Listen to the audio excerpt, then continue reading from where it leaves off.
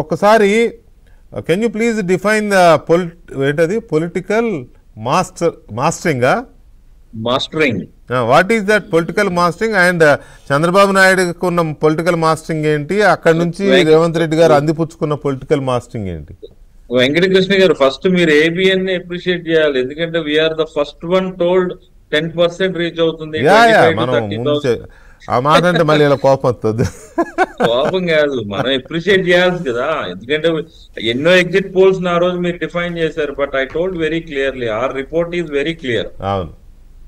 So నేనేమంటానంటే ఇక్కడ అంటే అసలు పొలిటికల్ మాస్టరింగ్ అంటే ఏంటి?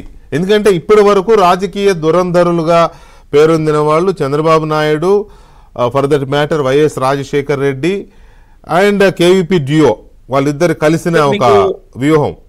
అలాగే కేసీఆర్ గారు.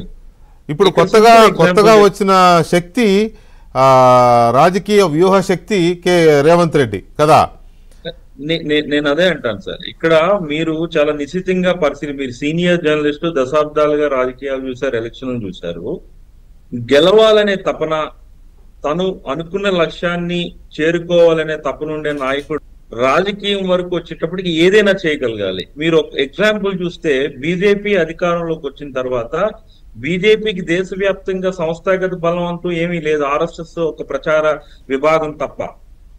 అలాంటిది మీరు అస్సాంలో చూసుకుంటే విశ్వాంత్ శర్మ అనే వ్యక్తిని కాంగ్రెస్ లో సీనియర్ లీడర్, అవును, ఆయన తీసుకొచ్చి ఎలాంటి ఆపరేషన్ చేసింది, ఎంటైర్ కాంగ్రెస్ లో ఉన్న మూలాలతో పాటు పెకలించేసింది. నార్త్ ఈస్ట్ లాంటి క్రిస్టియన్ స్టేట్స్ లో కూడా బీజేపీ దూసుకుపోయే నైపుణ్యత తీసుకురాగలిగింది శర్మ అక్కడ. సో అలానే ఇక్కడ వాళ్ళు ఎంచుకున్న వజ్రం ఏంటి అని అంటే రేవంత్ రెడ్డి.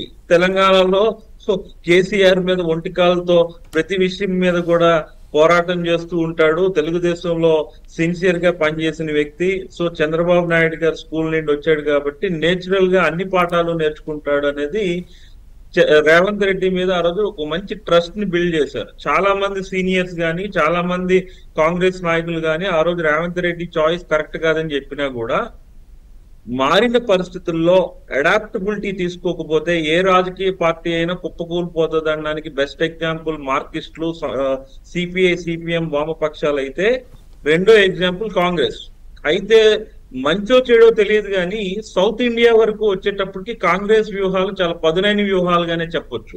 కారణం ఏంటి అని అంటే ఆ రోజు సోనియా గాంధీ తెలంగాణ డివిజన్ చేసేటప్పుడు కూడా ఏం ఆలోచించింది, నేను తెలంగాణ ఇప్పుడు ఇవ్వకపోతే బీజేపీ 2 రాష్ట్రాల సిద్ధాంతంతో బలంగా ఉంటది కాబట్టి ఒక రాష్ట్రంలో వచ్చిన రెండో రాష్ట్రాన్ని నెక్స్ట్ టైం అయినా చేజిక్కించుకుంటదన్న ఉద్దేశంతో ప్రజలకు సెంటిమెంట్ ని గౌరవించి తెలంగాణని ఇచ్చింది. ఈ రోజు తెలంగాణలో బీజేపీ అడుగు పెట్టలేని పరిస్థితి. సో మీరు సౌత్ ఇండియాలో బీజేపీ అడుగు పెట్టకపోవడానికి కారణం ఏంటంటే కాంగ్రెస్ కొన్ని మంచి నిర్ణయాలుగానే చూడాలి. చాలా మంది ఏమంటారంటే